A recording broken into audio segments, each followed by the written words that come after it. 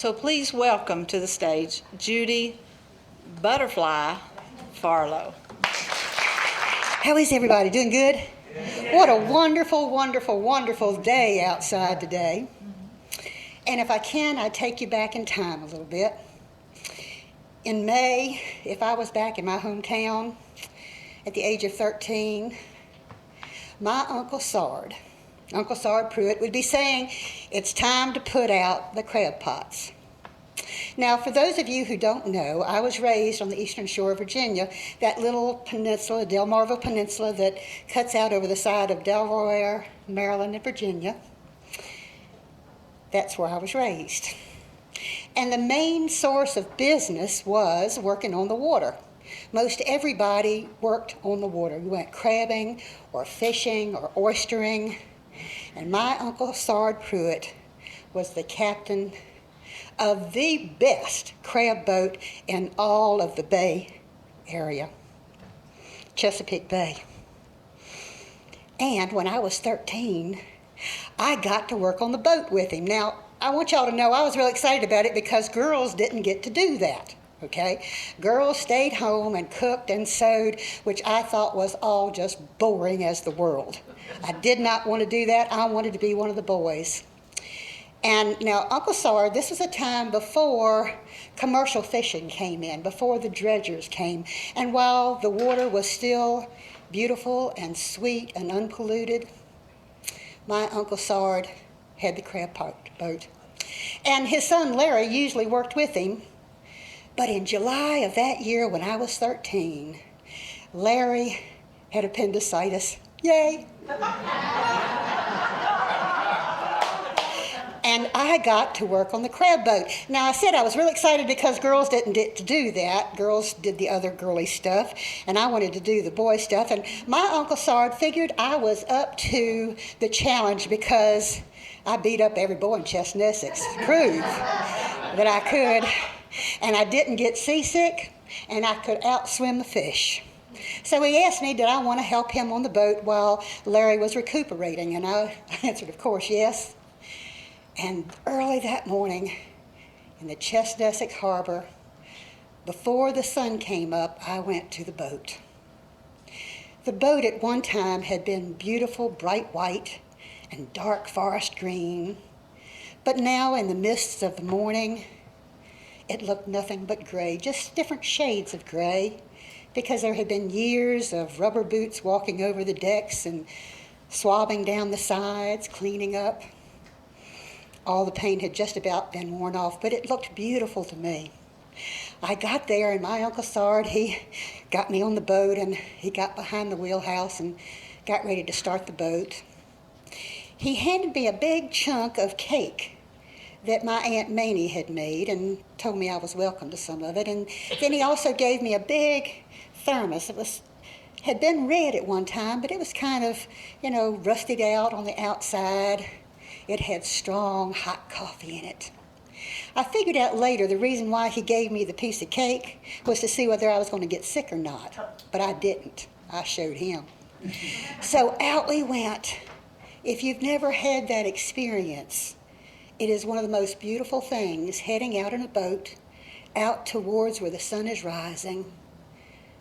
And the sun, as it comes up, hits those waves and they sparkle like diamonds. And the seabirds are out and flying. It's a beautiful thing. We headed out towards the first buoy that marked the channel. Out we went, out towards the channel, and then we hit the deep water. And on we went until we saw his buoys. Now, back then, what they did was, all the different people who went crabbing, they had their own crab pots, and their crab pots would be marked by a buoy, and that buoy would be painted different colors so that they knew that that was theirs. My Uncle Sard's was orange and yellow, and when we spotted that first one, I was so excited just to see what we were going to do. He let the engine idle for a few minutes and told me to hold the steering wheel, which I did. He went over there to the side of that boat, grabbed a hold of that buoy, and started pulling up on the string, pulling up on the rope. pulling and pulling and pulling until finally there it was, the treasure. Now, a crab pot is about this big. It's made out of what we call chicken wire. It would have been baited, and there would be a hole in it for the crabs to come in, and then they're not smart enough to get back out. The treasure of the Chesapeake Bay. He showed me how to open up the cage and let the crabs out, how to cull them. Sookies, which are the females, they go in one pile. The ones that are getting ready to shed their shells, they go in another pile, the peelers.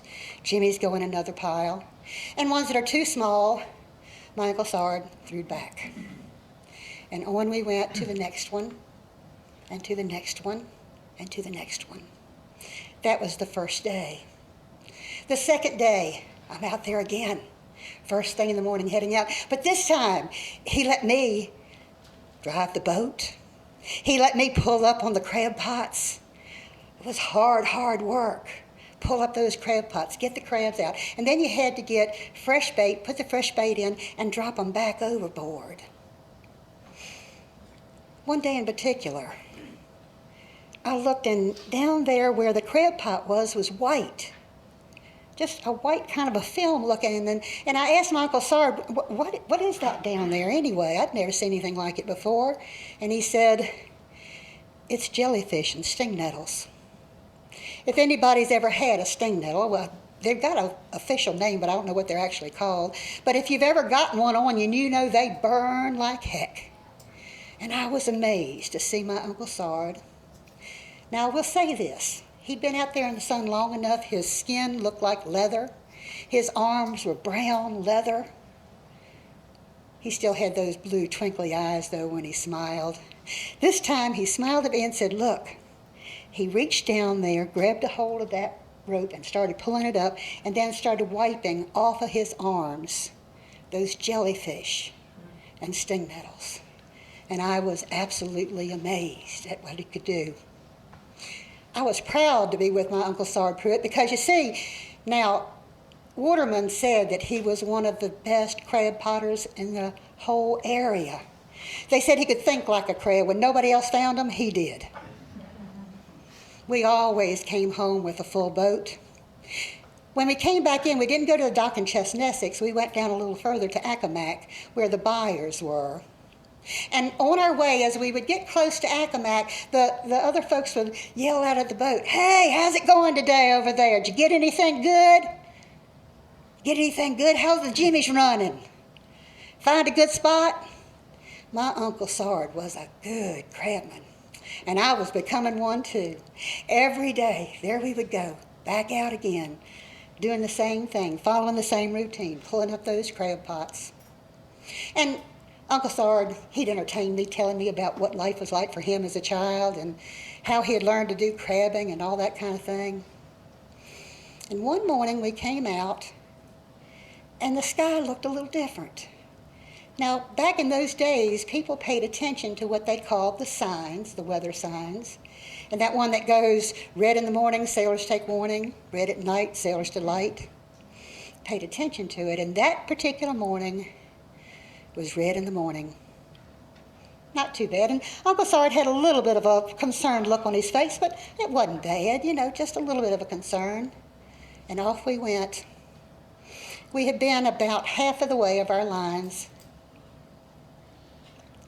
when all of a sudden we looked, and coming in from the northeast were black clouds building up, billowing black clouds, and the wind was beginning to kick up, and the water that was normally fairly calm was beginning to kick up into great waves. Storm was coming, and we needed to get out of there. We needed to get out of there in a hurry. My Uncle Sard, he turned the boat around, and we headed back towards Accomack. But the storm kept coming in faster and faster. It was coming to us faster than we could get away from it. Wind blowing, thunder and lightning all over everywhere, rain pouring down, the white caps coming up over the side of the boat. And I want to tell y'all something, I was scared to death. I had never thought about dying before, but I figured this is it. I'm fixing to go. When you're on a boat and it's rocking like that, and all you can see is thunder and lightning and black. It's a scary thing. I got down in the wheelhouse and I kind of scrunched down like that, holding myself in the fetal position. Uncle Sard, he stood there with a look of, I don't even know how to explain it exactly, but of he was in charge and he was going to make sure that we were going to be okay. And we were going towards Accomack when all of a sudden the boat stopped. The engine quit. And the boat is in the water, going like that up and down and up and down, and the waves are kicking up and the storm is raging. Now, I'm not given to crying much, never have been, but tears were coming down my face because I figured this was it for real. I was fixing to die. My Uncle Sard came over there and saw me, all crouched over in the fetal position, and with those hands of his, those strong, leather-like hands, he took that hand and put it up under my chin like that, pulled it up to look at him and said, "It's going to be all right. Don't worry. It's going to be all right." And I felt in my heart that it was going to be all right. I wasn't quite so scared anymore. He went over there and took the top off of the engine area and did a little something with a screwdriver. I don't even know exactly what he did, but in a few minutes, it started again, and off we went, headed towards Accomack. We got home safe. When we got to Accomack and we went in the country store, and we were all sitting around with all the rest of the crab pot men and all the rest of the watermen, and where everybody's exchanging stories, I'm all wrapped up in a blanket that somebody had given me, just sitting there kind of curled up in it and listening to everybody talk. They were talking about the storm and the nor'easter and how I had finally become a waterman because I had survived a nor'easter. I had lived through it, and I was sure proud. I hated it when my cousin Larry got better and came back to work on the boat, and I had to leave. But I learned something tremendous that day that I have kept with me through all the years. In watching my Uncle Sard Pruitt guide that boat, the captain of the boat, this is the lesson that I learned.